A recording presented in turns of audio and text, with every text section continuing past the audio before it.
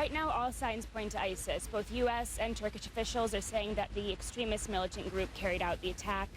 There's been no claim of responsibility, though, yet, but it's likely not a Kurdish militant group like in past attacks. People are furious right now. It's a really somber state here in Turkey right now, and people are wondering, are things just going to get worse? So they're furious. What would they want the response to be? Because in the initial days of the rebellion against Bashar al-Assad, analysts widely described a situation where Turkey would kind of turn a blind eye to some of these rebels and Islamists and some very unsavory characters crossing the border into Syria. Is this now an issue because of what they did, their policy of this laissez-faire policy of the early years? For years, the border was known as a jihadi highway. I mean, people could cross, they could come and go as they please, depending on how much you can pay. Pretty much anyone could cross the border. Refugees, extremist militants, U.S.-backed fighters.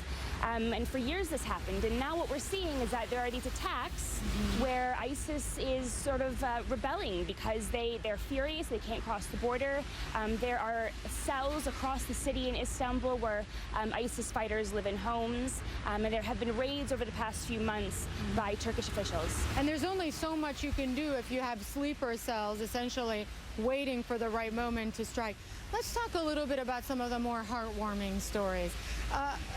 It's so often in these tragedies, you have individual stories of heroism and random acts of kindness. You reported on some of those. Tell us about them. I spoke with Everyday Turks yesterday who came out and offered support to both those wounded and stranded in the airport after their flights were canceled and they had nowhere to go. Yeah. I talked to one woman who said that humanity wasn't lost because she had seen 400 people line up to donate blood. Right. People at blood donation centers are saying they've never seen numbers like this. So people are really coming out to show their support and show that they care. And there are hotels quickly that allowed people to stay for free. And given how badly tourism has been hit this year, the fact that they would take another financial hit just to be kind is something that it was widely shared, by the way, online as well. And I know you spoke to those hotel owners.